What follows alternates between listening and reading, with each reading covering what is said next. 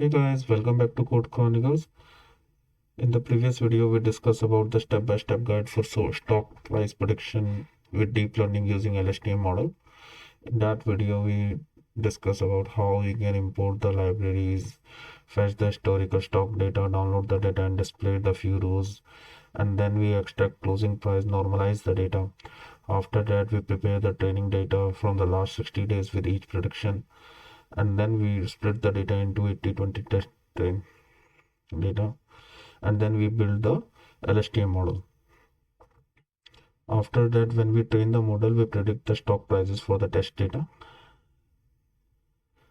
and on the basis of that we create a graph with the actual predictor.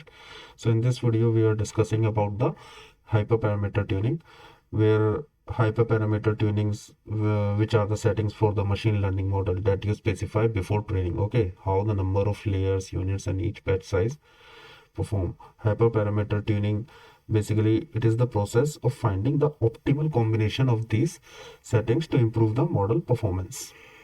Okay, so here we are using the sklearn model, and by which we import the parameter grid, and from parameter grid we are using the units, which refers to the number of neurons in the LSTM layers. More neurons can model more complex relationships, but maybe overfit. Okay, so we are using 50, 100, and after that we are using the LSTM layers. Okay, adding layers, we are adding layers by which we can improve the performance but increase the computation. After that we are using the batch size, the number of sample processed before updating the model weights. Smaller batch size leads to the better generalization but require more memory spaces. And then we use the epoch 5, 10, and the epoch, basically the number of complete passes through the training data sets. So after that we iterate over the grid, in which the iterate over the parameters combinations. Okay, so we give the each combination is used to train and evaluate a model. Okay, so now we track the best model. There, the model with the lowest evolution loss is stored as the best model. Okay, then it will print the output like the best parameters, in which the batch size is 16 having a best parameter, the epoch 10 with layer 1 and units having a 50. Now we are discussing about the model accuracy. Okay, in which we are doing the RMSE. Okay, so here we are doing the RMSE, and again we are using the sklearn mean squared error. Okay, and we print the root mean squared error, which is something around 5.65 for this. And basically root mean square measures the average error between the predicted and the actual prices. So lower the RMSE indicates the better prediction. So that means I think 5.65 is a good. So now we are looking for the R square. Again we are using the sklearn matrix and R2 score. For this, R2 score is 0.911. R2 basically measures how much the variance in the actual prices is explained by the model. Okay, and if the more R2 close to the 1, which means the model fits the data very well. And then we plot the graph for this, and you can see the result is quite good.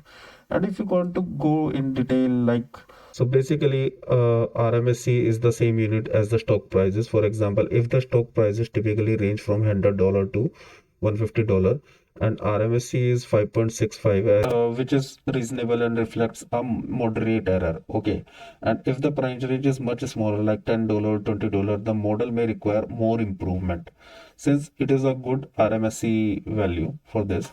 And good RMSE basically depends on the variability of the stock price.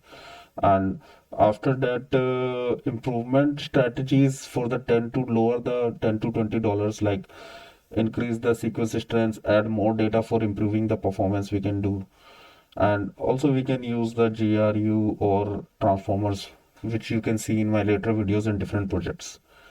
Okay, and if we are talking about the R square, okay, 0.911, basically which is suggest the model captures not most of the patterns and trends in the data, like leaving only 8 to 8 point something unexplained variance. Okay, and R2 values above 0.9 is generally considered excellent for predictive models. And since with both low RMSE values and high R square values, the model demonstrates both precision and strong explanatory capable, which suggests the model is well optimized and provides reliable prediction for the given test data. Okay, so now we move to the graph. Load the model again, like reload the model to make the predictions or new or test data after the hyperparameter tuning, and you can see the clear difference between the actual price and the predicted price with RMSE 5.6 and R2 R square on 0.1%, and you can see the graph of the predicted value is slightly lower than the actual price before hyperparameter tuning, and after hyperparameter tuning you can see it almost match with the actual price. The predicted price is almost match with the actual price. So we visualize the performance. So basically the overall conclusion, we can say that it highlight the importance of hyperparameter tuning and its impact on reducing the loss, and it also explain the significance, like how this code is working and evaluating the model accuracy with the help of RMSE and the R square.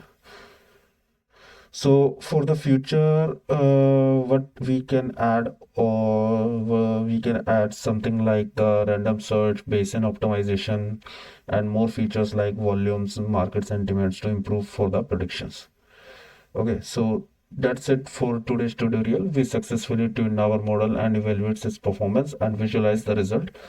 Don't forget to subscribe, like for more deep learning content, and bye bye.